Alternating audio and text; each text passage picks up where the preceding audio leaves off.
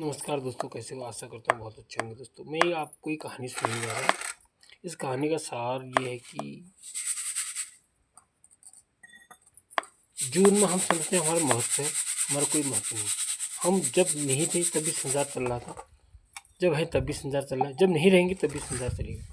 ये मत कभी ये कहते हैं कि हमारा परिवार कैसे चलेगा, क्या चलेगा, अगर हमारे बगैर हमारे बच्चे कैसे रहेंगे। ये कुछ नहीं है, ये व्यर्थ की चिंता है। संसार चलेगा, जब हम नहीं थे तब भी चल रहा था, और जब हम तब भी चलेगा, जब हम नहीं रहेंगे तब भी चलेगा। संसार प्रकृति का नियम है और परिवर्तनशील संसार है।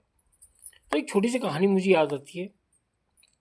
एक घर में एक साधु जी जाते हैं, तो बोलते हैं, बच्चे कि तुम्हारा कल्याण होगा और आप इस पारिवारिक जो परिवार है आपके, इससे मोह से थोड़ा दूर हुई और अपना आत्मकल्याण कीजिए।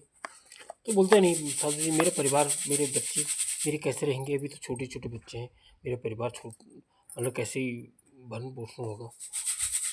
तो साधु जी कहते हैं, देखो ये आपकी गलत फहमी है, आपके बगैर भी आपका परिवार जिएगा। वो कैसे? तो वो कहते हैं, मैं इसका परिणाम आपको देता हूँ, आप मेरे साथ आइए। तो एक हफ्ते में उस साधु जी जो है उसको जो संसारिक आदमी होता है उसको तैरना सिखा देते हैं। वो कहते हैं, ये तैरने से क्या, मेरे के परिवार से क्या मतलब है? तो तैरना पूरा सीख जाता है वो आदमी, एक हफ्ते 15 दिन में पूरा उसको तैरना आ जाता पानी। तो उसका जहाँ पर साधु जी रहते हैं वो थोड़ा नदी के पास वो साधु जी रहते हैं, तो उसको तैरना सिखा देते हैं। तो एक बार क्या होता है कि वहाँ मेला लगता है। मेले में वो कहते हैं कि वहाँ पर थोड़ा सा गहरा होता है, जहाँ पानी बहुत भरा होता है, मतलब आदमी डूब सकता है उसमें। तो वो आदमी को बोलते तो छलांग लगा देना और इस पार मेरी कुटिया में आ जाना। और लोग कहेंगे मर गया मर गया मर गया, और निकालो निकालो। तो ऐसे ही हुआ। तो जिस दिन मेला था तो वहाँ पे लोग इकट्ठा हुए, उसने छलांग लगा दी और वो जहाँ पर बाबा जी रहते थे साधु जी, वहाँ पर पहुँच गया उनकी कुटिया में। सुरंग सुरंग के रास्ते उसको पता हो गया पानी से कहाँ निकलना है। तो लोग उसको ढूंढते रहे, ढूंढते ढूंढते बहुत परेशान हुए। इसके घर वाले चिल्लाए, रोए, बहुत चिल्लाए, लेकिन लास्ट में क्या हुआ, उसको मृत घोषित कर दिया। उसकी बस शरीर तो मिला नहीं। वो उसकी 13वीं करने लगे, 12वीं 13वीं करने के बाद वो आदमी वहीं बैठा रहा साधु जी के पास।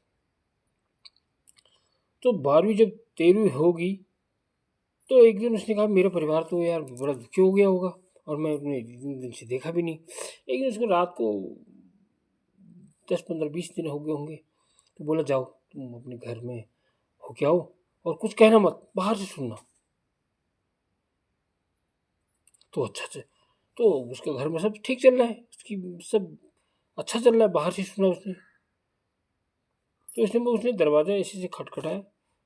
तो बोला, कौन? तो उसने कहा, मैं तुम्हारा बाप करके अपने बच्चों से बोला। तो बोले, मम्मी मम्मी पापा आ गए। तो बोले कि देखो, इन्होंने पहले जिंदा तो हमको अच्छी तरह रहने नहीं दिया, अब मर गया, अभी आज हम चैन से रह रहे हैं और आज भी ये हमारे को जिन फिर आ रहे हैं भूत बन के। इतने में उसने दरवाज़ा वो भाग गया। उसने कहा, ये तो हम मेरी ज़रूरत नहीं है इसको। तो कहने का मतलब ये, कहानी का सार ये है कि हम सोचते हैं कि हमारा परिवार, हमारे बच्चे, हम कैसे होंगे, क्या होंगे। ये तो हमारी गलतफहमी है। जब हम नहीं थे तभी संसार चल रहा था, जब हम हैं तभी संसार चल रहा है, और जब हम नहीं रहेंगे फिर भी संसार चलेगा। कि संसार का काम रुकने वाला नहीं है। ये हमारी गलतफहमी है कि हमारे बगैर कुछ नहीं होगा। ये गलतफहमी है दोस्तों।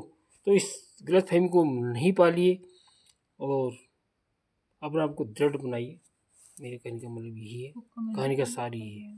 धन्यवाद।